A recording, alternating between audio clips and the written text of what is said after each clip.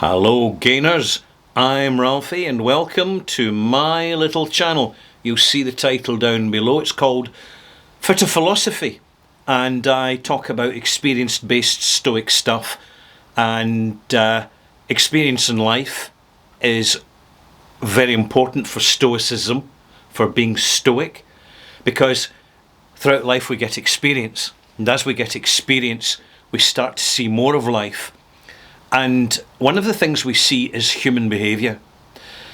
This is the final chapter in my series Funeral Stories, in which I'm going to share this tale of Angry John. I encountered John many years ago for just a short moment in time, which was for the best, because I found him to be absolutely wrapped up in his own little world of self-indulgent, egotistical, and disturbed psychopathy.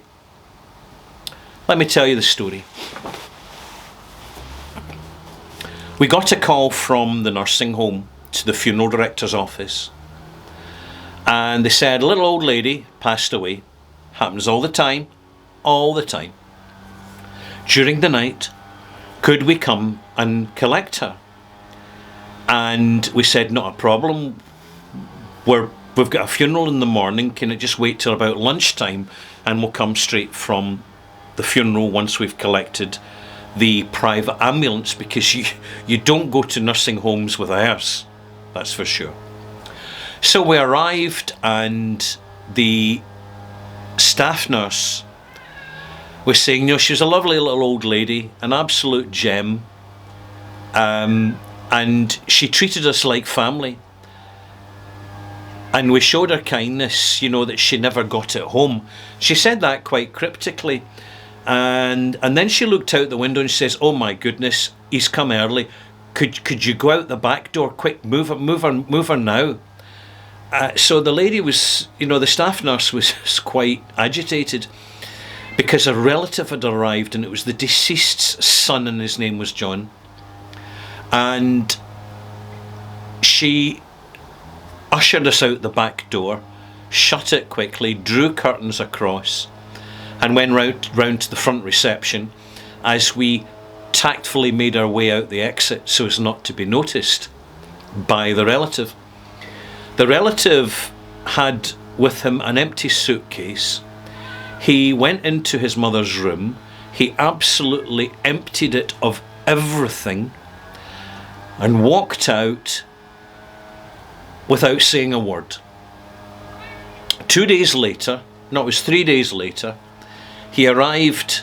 Well, he phoned our funeral office first and says, "How quick to get an undertaker out to the house, or do I have to come down and see you?" So I went out to the house, and it was very cold, not temperature wise, but immediately, because when you walk into houses you get an atmosphere. And it was a very cold atmosphere, and he was very silent and reflective, and I could feel the hostility. So I kept it to the point and formal, because that's what you do in these events.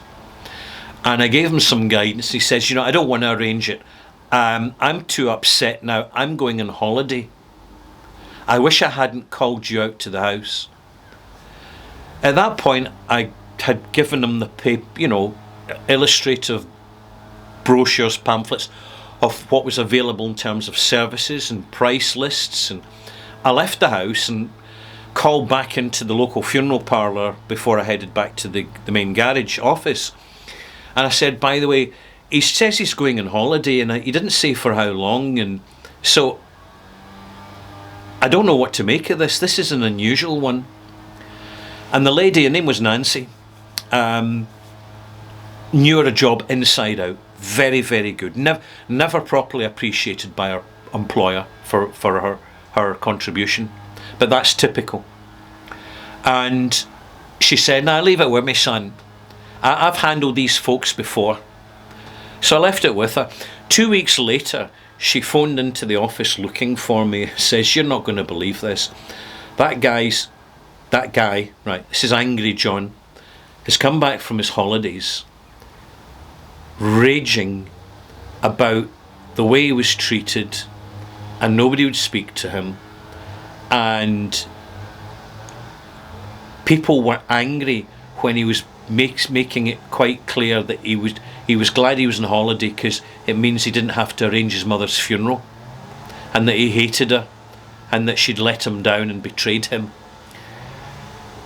So fine, okay, so the funeral was arranged to be 6 days later. Angry John didn't want any cars. He was going up in his own car to the crematorium where he would meet us.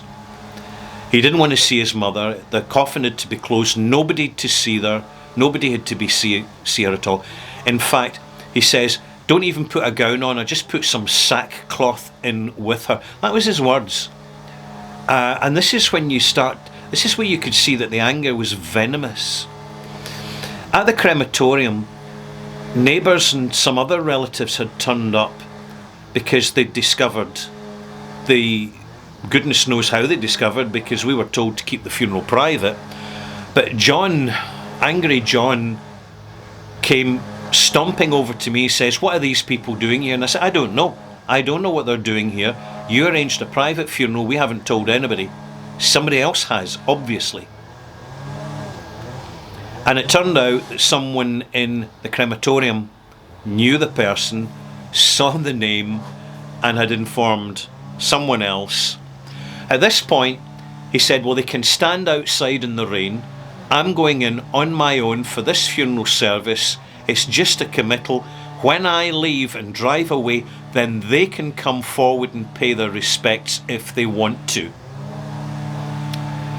I went over to the ladies and gentlemen who were standing in the rain in the car park, and I explained, "Just to let you know, ladies and gentlemen, the next of kin's instructed me to ask you that you do not attend this funeral, which is a brief committal, until after he has left. Then you can go in and just pay your respects to the closed coffin." I've never done that before. An extraordinary situation, but it is what it was. He drove off. He wouldn't pay the funeral account because everything had gone wrong. The lawyer, who knew what to expect from him, got the lawyer's fees up front before he would settle the estate and pass the house over to the son, to Angry John. And at this point, the neighbours came in to the funeral parlour to explain the situation to Nancy, the receptionist. They said, when he was a child,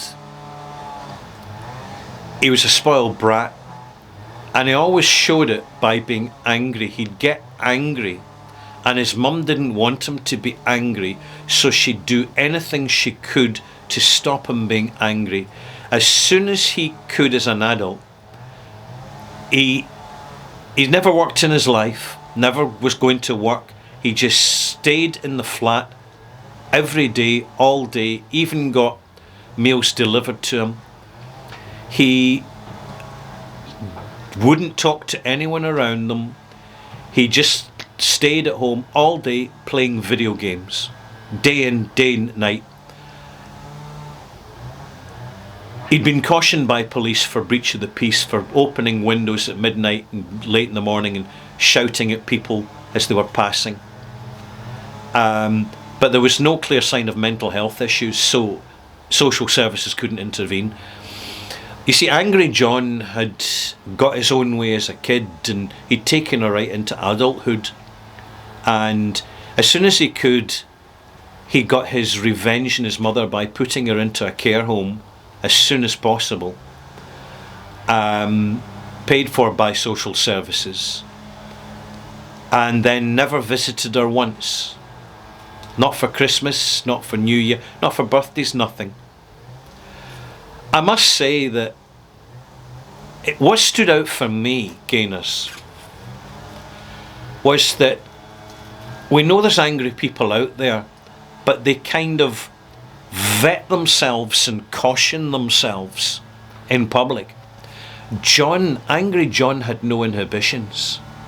He was just a vile, horrible, negative, nasty, spiteful horror of a human. And it was good to meet Angry John, because it makes me realise that, we see, when you've got a bit of love in the family with a, there you go, hiya Billy, when you show a little bit of love to your friends, it makes all the difference in life. It really does, because if Angry John's still alive now, which I doubt, he'll still be locked up in his house, in control of his own little sad, dreary, miserable little world, and that's all he'd ever created for himself out of life. That's all he ever wanted. But who am I to judge? I'll tell you why I'm here to judge.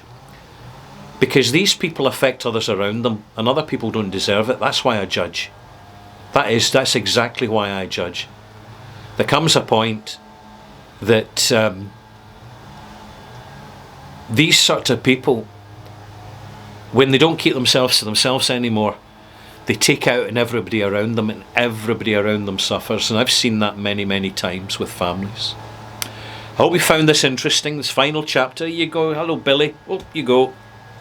Oh, you want treats, do you? Right, so then we'll get you some treats. Thanks for watching, Gaynors. I hope you've enjoyed this, the final episode. For the meantime, there'll be more stories in the future from my series Funeral Stories. It's been chapter 12. It's lovely to see you. Don't forget to subscribe.